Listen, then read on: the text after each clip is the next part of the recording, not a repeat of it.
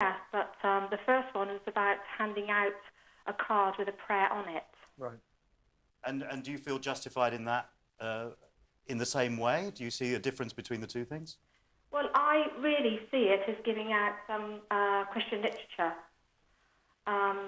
It's a card that a patient can look at later, maybe before retiring to bed. Okay. They've got their own thoughts. They're in their relaxed environment. Some patients do feel that is better for them. Sometimes they just don't want somebody with them, praying with them. Maybe they've not done that before. Okay, Caroline, one last question from me. If this situation is resolved sensibly and that we don't lose a nurse with more than 20 years' experience from the health service, which is what I hope happens, that you keep your job, would you continue to ask patients if you could pray for them, or would that be the end of it? No, I will continue to offer prayer to patients if that's what they wish. OK, Mrs Petrie, thank you very much for joining us on the phone. I'm going to go to you first, Jimmy. I think good for her. I think we could all use a little... I don't care what religious beliefs you have.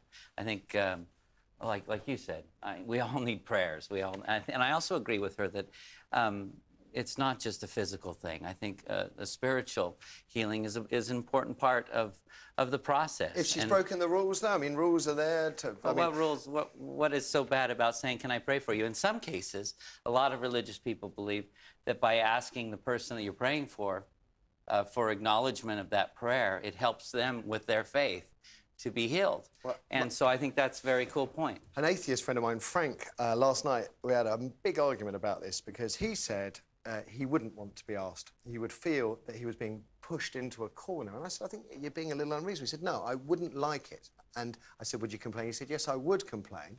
And I said, would you want the nurse to be sacked? And he said, no, I wouldn't. Yeah. So I think that's quite interesting, that even if people don't like it, whether or not she should pay with her job... What about her religious freedom to express the way she believes in her life, you know? But that's her religious freedom. You know, if it was me and someone asked to pray for me, I'd say thanks, but no thanks. But... Would you then report them? No, absolutely not. I wouldn't want them to lose the job. But it's like, if anyone gave me any sort of literature about any kind of religion, whether it's Kabbalah, any sort of religion, I would say thank you very much, but, you know...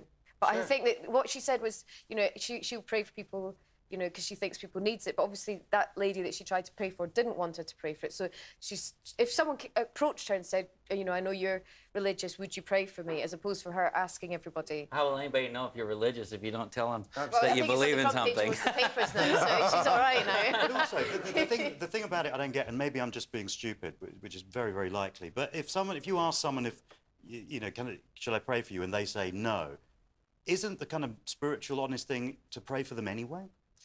Do you have to kind of do you have to have consent to pray for them? If you're asking permission, it's like going up to somebody and saying, would you like a can of cola? And, you know, and if they say no, well, then it doesn't matter, you know, you haven't given them anything, you haven't rotted their teeth. No, I think what you're saying is you're going up to someone and saying, can I have a can of cola on your behalf? You know, that's the thing. If they say no, you can't, you go off and do that. That's the thing. To me, I think it's the ultimate compliment for somebody to come to me. If I were sick, can I pray for you? I think that's like, thank you. Thank you for caring that I even exist. If someone wants to pray for you anyway, if she went home that evening and wanted to pray for her because that was her beliefs, then she should be doing that anyway. Yeah. But like I you know, if she doesn't want to put anybody in an awkward position, especially in this day and age, no one knows. This is about, if you've asked permission, if you're asking permission, you're not putting anybody in a difficult position, are you? Because you're being very polite. You're not actually doing an action. You're just asking, would you mind if I do an action? Sure. You know? And so no action has been done. No offence has been committed. She's only asked. If she wants to pray, do it in the privacy of her own home and go on. Would you mind if I smoke? No. My point is but still, she's asking permission to pray for somebody, and I think it's a wonderful compliment. Forgive me, I've got to jump in. I want to throw it open. I want to throw it open to you guys at home. What should happen to this nurse? Let's hear what you have to say. OK, our first caller is actually a Christian midwife. It's Deborah on line 3. Morning, Deborah. Good morning. Good morning.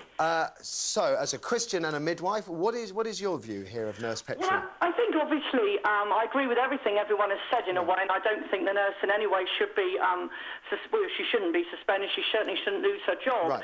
But at the end of the day, she's going into that woman's home. Yes, that is true. You know, she's there as a professional, as a nurse. She isn't there like a prayer chaplain or as some nurses do go in, and they go in like as a prayer team or something. Right. She's there just to do her medical needs. And, you know, people say, oh, well, she should just have said no. But patients do feel very vulnerable. Yeah, and she, you know, the patient may have said, "Oh, I don't want to offend the nurse," and this sort of thing. I just think it's not the place to do it. Okay. You know, to ask them, unless you know them personally and you think they might like it. I think it's an imposition. But we're very clear that you don't think she should be suspended. You don't think she should lose her job. No, I don't. No. Right. Good. Good to hear from you. Thanks. Appreciate the view. Okay, our next caller has been a patient in this similar situation. It's Kim on line 2. Good morning, Kim. Oh, good morning. Right, so what happened to you then? Well, about a year ago, I was very seriously ill in hospital. At one stage, was only given a few days to live. I'm not a religious person at all.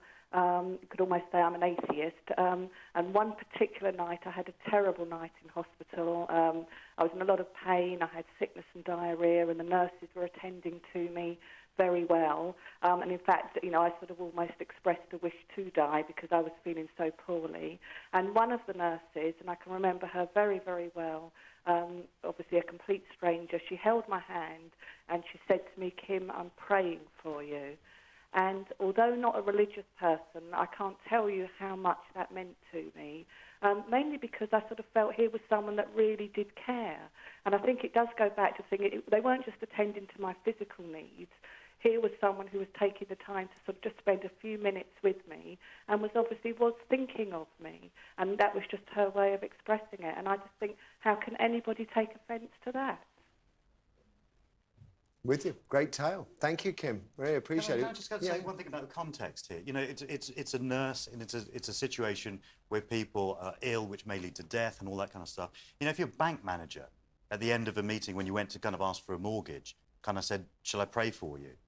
You'd be kind of thinking this is just a bit weird. Yeah. Do you know what I mean? It becomes highly Not in today's world, it would have been. As I said, anyone, feel free to pray for me, whatever faith, whatever religion, you know, whatever you are, even if you're a Jedi. Especially if you're taking a loan at a bank. Yeah. OK, it's a fascinating story. We'll keep you up to date with what happens to Mrs. Petrie, and we appreciate her joining us on the phone as well. After the ads, this should be fascinating too. We're asking if it would be wrong to put your children into a TV experiment. Essentially, your thoughts on this Channel 4 show, Boys and Girls Alone, which sees 20 kids under 12 living together without parents. I mean, what kind of mum or dad would let their sprogs take part in such a scheme? Progressive, forward-thinking parents? Or attention-seeking numbskulls? 0207 173 5555. I can see you nodding, Gail. We're going to have a fight about this in a minute.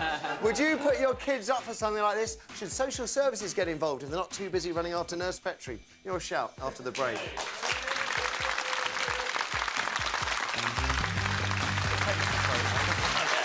Could you live a whole year without telling a lie?